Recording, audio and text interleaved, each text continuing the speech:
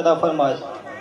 آئیے، وقت کافی ہو چکا ہے، آپ بیٹھ بیٹھ کے شاید تھک چکے ہوں گے، اب بغیر انتظار کے سید صاحب تشریف فرما ہو چکے ہیں اور حضرت کا استقبال نعرہ تکبیر رسالت سے کر کے آپ اپنی ان کا بے مثال خطاب، ان کا لاجواب بیان آپ اپنی سماعتوں کے حوالے کریں گے۔ آئیے بلند آواز سے حضرت کے استقبال کے جو نعرے لگیں گے اس کا جواب دینا ہے۔ نعرہ تکبیر بلند آواز سے دینا ہے، کیونکہ آدھے لوگ سمجھ میں ایسا آ رہا ہے کہ سو گئے ہیں۔ نعرہ رسالت شہنشاہ خطابت حضرت سید انور شاہ قبلہ، نعرہ تکبیر، نعرہ رسالت۔ یا ایھا الذین آمنوا صلوا علیہ وسلموا تسلیما۔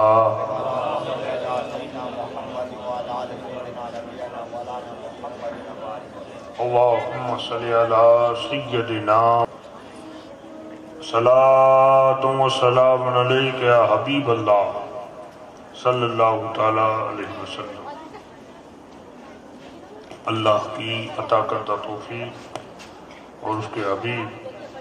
سرور کائنات صلی اللہ تعالی علیہ وسلم کے نالے پاک کے ساتھ بیٹے کی شادی ہے۔ اللہ پاک اس شادی کو اپنے دربار میں قبول فرمائے، اللہ پاک شادی کو خانہ آبادی بنائے، اللہ پاک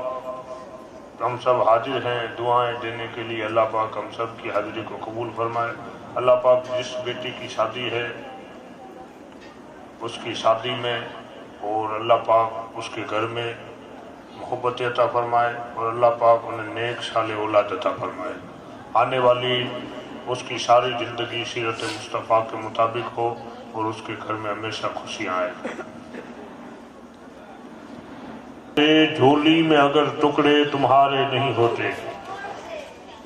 یہ ناز یہ انداز ہمارے نہیں ہوتے، یا رسول اللہ جھولی میں اگر ٹکڑے تمہارے نہیں ہوتے، ملتی نہ اگر بھیک حضور آپ کے در سے، اس ٹھاٹھ سے منگتوں کے گزارے نہیں ہوتے، اور بے دام ہی بک جائیے بازار نبی میں، اس شان کے سودے میں خسارے نہیں ہوتے، اس شان کے سودے میں خسارے نہیں ہوتے۔ ہے چھوٹا شبد لیکن ماں باپ کے لیے قسمت ہوتی ہے۔ بیٹی الفاظ دو ہیں لیکن وہی دو الفاظ ماں باپ کی کائنات بدل دیتے ہیں، ماں باپ کے مقدر کو بدل دیتے ہیں، ماں باپ کی قسمت کو بدل دیتے ہیں، ماں باپ کے کردار اور اخلاق کو بدل دیتے ہیں۔ میرے آقا تاجدار مدینہ صلی اللہ تعالیٰ علیہ وسلم اس روح زمین کے اوپر جب تشریف نہ لائے تھے، اس وقت بیٹی کے مقام کو بہت ہی نیچا کریڈٹ دیا جاتا تھا۔ کائنات میں بیٹی کیا ہے یہ کسی کو پتہ نہ تھا، کائنات میں عورت کی عزت کیا ہے یہ کسی کو پتہ نہ تھا۔ بیٹی کا مقام، بیٹی کا رشتہ ایک معمولی رشتہ سمجھا جاتا تھا، بیٹی کے رشتے کو کھلونا سمجھا جاتا تھا، بے حیائی سمجھا جاتا تھا، لوگ شرم محسوس کرتے تھے۔ جس کے گھر بیٹی کا جنم ہوتا وہ اپنے آپ کو یہ سمجھتا کہ میں منوس ہو گیا، اور چہرے کے اوپر کالی شائن کر کے اپنے گھر سے نکلتا اور کہتا کہ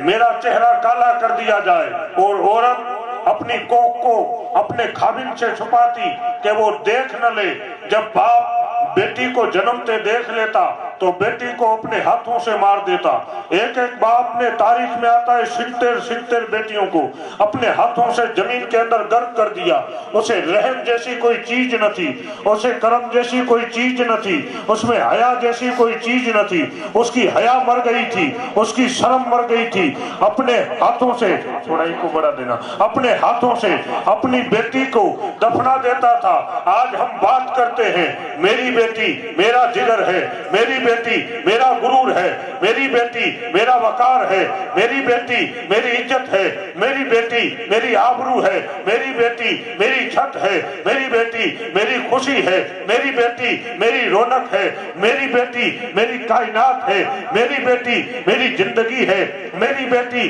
میری دنیا ہے۔ لیکن رسول کائنات جب اس دھرتی کے اوپر تشریف نہ لائے تھے، بیٹی کے ساتھ ظلم کیا جاتا تھا، بیٹی کے ساتھ زیادتی کی جاتی تھی، بیٹی کے گلے کو مار دیا جاتا تھا، بیٹی تڑپتی روتی چلاتی کہتی باپ میں تیری نوکر بن کے رہوں گی مجھے نہ مار، میں تیری غلامی کروں گی مجھے نہ مار۔ باپ کو رحم نہ آتا، باپ کا کلیجہ آسمان رونے لگتا تھا، زمین رونے لگتی تھی، ستارے رونے لگتے تھے، بلندی کو پسینہ آ جاتا تھا، عرش اعظم ہلنے لگتا تھا جب سگا باپ اپنی بیٹی کی گردن کے اوپر اپنی انگلیاں پھیرتا تھا اور اس کی روح نکل جاتی تھی، اس کے جسم سے اس کی روح نکلتی تھی۔ کچھ بیٹیوں کی آنکھیں الگ ہو جاتی تھی، کچھ بیٹی کا دم گھٹ جاتا تھا۔ ایسے عالم میں باپ کو رحم نہ آتا، باپ کے چہرے کے اوپر خوشی کے اثار ہوتے، باپ خوش ہوتا کہ میں نے بہت بڑا کام کر دیا ہے،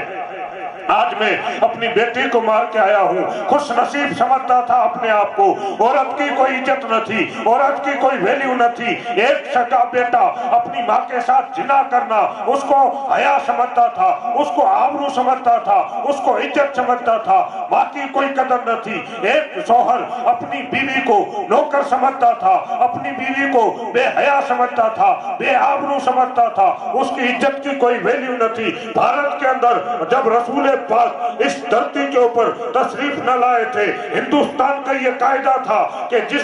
جو آدمی گزر جائے اس کی عورت اگر بیوہ ہو جائے 40 دن پردے میں نہ بٹھایا جاتا تھا، بلکہ جو شوہر مر گیا اس کے ساتھ لکڑیوں میں زندہ عورت کو جلا دیا جاتا تھا۔ روس کے اندر یہ قاعدہ تھا کہ جب بیٹی کی شادی ہوتی باپ کے ہاتھ میں کوڑا ہوتا۔ یہ روس کا قاعدہ تھا جب رسول کائنات اس دھرتی کے اوپر تشریف نہ لائے تھے، اور اس کے ہاتھ میں کوڑا ہوتا اور عورت کو کوڑے مارتا، نکاح کے وقت شادی کے وقت کوڑے مارتا، جب اس کے 4 پھیرے پھرتے کوڑے مارتا اور وہ کوڑا داماد کے ہاتھ میں دیتا اور کہتا کہ پوری زندگی کوڑے مارنا، کیونکہ عورت ہمیشہ کوڑے مارنے کے لائق ہے، عورت ہمیشہ مارنے کے لائق ہے، اس کی کوئی عزت نہیں ہے، اس کی کوئی ویلیو نہیں ہے، اس کا کوئی وقار نہیں ہے۔ جب اس کائنات کے اوپر اس دھرتی کے اوپر شرم مر چکی تھی، آبرو مر چکی تھی، بیٹی کا باپ نہ تھا، بیٹا ماں کا نہ تھا، جب شوہر کے بعد